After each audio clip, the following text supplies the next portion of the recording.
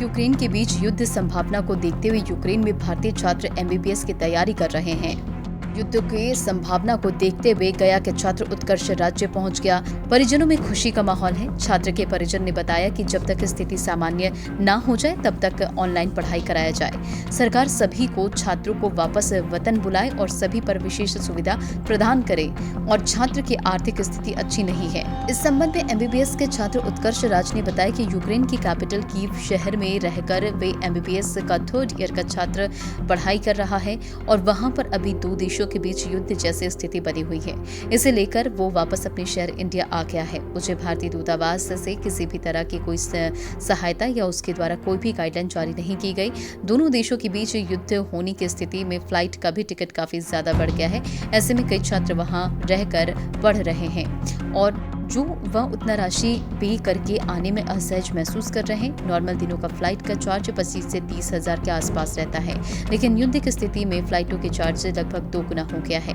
50 हजार तक का टिकट कराकर वापस इंडिया आए हैं। मैं भारत सरकार से यही मांग करना चाहता हूं कि जो भारत सरकार के द्वारा एयर इंडिया फ्लाइट यूक्रेन में भेजकर छात्रों को मंगाया जा रहा है, उसका चार्ज लगभग 60 हजार से ज्यादा है, जो काफी ज्यादा चार्ज होने की वजह से कई भारतीय छात्र नहीं आ पा रहे हैं। ऐसे छात्र के परिजन काफी परेशान और चिंतित हैं, जिसकी एक न्यूनतम चार्ज रखकर सारे भारतीय छात्रों को वापस इंडिया लाया जाए। इस संबंध में छात्र के मां सीमा सिंह ने बताया कि मेरा बेटा यूक्रेन से वापस लौट कर आ गया है। हम लोगों के बीच काफी खुश हैं और परंतु उसकी पढ़ाई को लेकर चिंतित भी हैं। ऑनलाइन क्लास हो। इसके साथ ही छात्र के पिता डॉक्टर नागेंद्र ने बताया कि मेरे बेटे यूक्रेन में रहकर पढ़ाई मेडिकल का करता है। 2 आपसी देशों में युद्ध होने की खबर मिली तो हमने आनन फानन में अपने बेटे को फोन कर इंडिया बुला लिया। मेरा बेटा हम लोगों के बीच आया तो हम लोगों ने काफी खुशी और प्रसन्नता जताई, लेकिन एक बात तो लेकर काफी चिंतित है कि आगे की पढ़ाई में रुकावट न आए। इसे लेकर भारत सरकार तथा यूक्रेन सरकार से निवेदन करता हूं कि ऑफलाइन क्लास की वजह ऑनलाइन क्लास चलाई जाए, ताकि किसी भी भारतीय बच्चे को यूक्रेन में रहकर पढ़ाई कर रहे हैं तो उनको पढ़ाई में रुकावट न आए। हम भारत देश जो भी आबादी की दृष्टि से दूसरे नंबर पर आता है, उसी को लेकर के भारत सरकार से ये मांग करना चाहता हूँ कि भारत में डॉक्टरों की पढ़ाई के लिए ज्यादा से ज्यादा मेडिकल कॉलेज बनाए जाए। उन कॉलेजों को कम से कम की फी रखा जाए ताकि किसी भी बच्चे को मेडिकल की पढ़ाई के लिए बाहर ना जाना पड़े, अपने देश में रहकर सुरक्षित पढ़े। यूक्रेन में अभी तो जैसा कि आप जान रहे हैं, माहौल तो अच्छा नहीं है। डे बाई डे बिगड़ता ही जा रहा है। युद्ध का माहौल है वहाँ पे। अभी किस चीज़ का पढ़ाई कर रहे हैं वहाँ? कौन सा ईयर में हैं अभी आप? मैं वहाँ पे एमबीबीएस 3rd ईयर में पढ़ता हूँ, बोगोमिलेट्स नेशनल मेडिकल यूनिवर्सिटी कीव में। तो अभी इंडिया आ गए हैं, आपका क्लास बाधित हो रहा है क्या? हाँ, अभी क्लासेस तो कोर्स कैसे पूरा होगी आपकी? अभी तो कुछ कह नहीं सकते क्योंकि माहौल तो ख़राब है, बट अभी हम लोग वहाँ पे ऑफलाइन ही क्लासेस चल रही हैं। अभी वहाँ पे हम लोग का यही है कि जब तक युद्ध चल रही है, जो वॉर का माहौल है, तो तब तक के लिए ऑनलाइन क्लासेस को कर दिया जाए।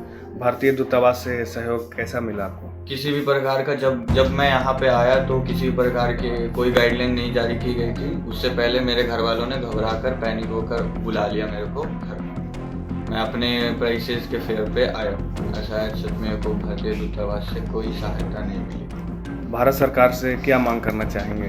भारत सरकार से ये कि सेफली जो भी इंडियन बच्चे वहाँ पे हैं उनको एक अच्छे प्राइसेस में फेयर के प्राइस में जो भी टिकट के प्राइसेस है, क्योंकि वहाँ पे अभी प्राइसेस बहुत ही महंगा हो रखा है फ्लाइट्स के, तो एक रीजनेबल प्राइस में उनको घर बुला लिया जाए। सारे अफोर्ड नहीं कर सकते हैं क्योंकि 25 से 30 के बीच में, 1000 के बीच में फ़्लाइट आती है।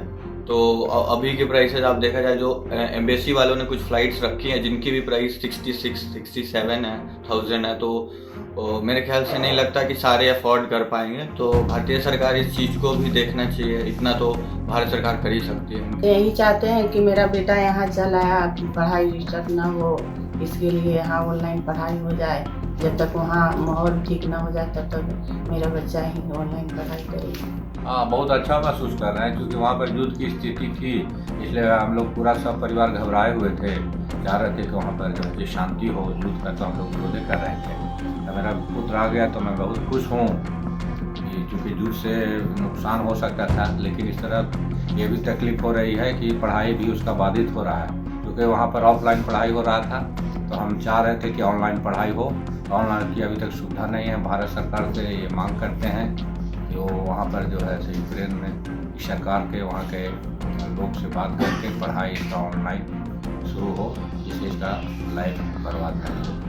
क्या वजह था आपका पुत्र इंडिया में पढ़ाई नहीं करता सकता था जो वहाँ यूक्रेन में पढ़ाई करने गया? हाँ, यहाँ पर नीट क्वालिफाई किया तो 500 550 के करीब उसके मार्क्स आए थे, जिसमें यहाँ पर सरकारी कॉलेज नहीं मिले। प्राइवेट कॉलेज में काफ़ी ज़्यादा फीस है जो हम लोग उसको अफोर्ड नहीं कर पाते थे, इसलिए हमको मजबूरी में वहाँ पर भेजना पड़ा। हम भारत सरकार से ये भी चाहेंगे कि यहाँ जिस तरह की आबादी है, जिस तरह से डॉक्टरों की ज़रूरत है, उस तरह से यहाँ पर मेडिकल कॉलेज बढ़ाया जाए, छात्रों की संख्या बढ़ाई जाए, जिससे यहाँ के छात्रों को विदेश में पढ़ाई करने के लिए, मेडिकल पढ़ाई करने के लिए नहीं जाना पड़े।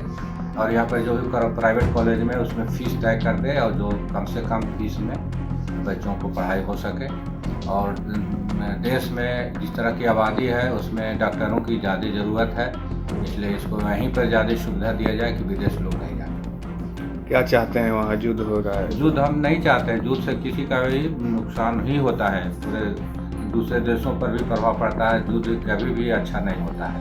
उसको हम चाहे UNO या अन्य संस्थाओं से ये आग्रह करते हैं कि युद्ध को टाल दिया जाए, जल्द से जल्द शांति हो, जिससे पूरा सामान्य हो जाए स्थिति। बच्चों का पढ़ाई और भी अर्थव्यवस्था पर भी प्रभाव पड़ता है।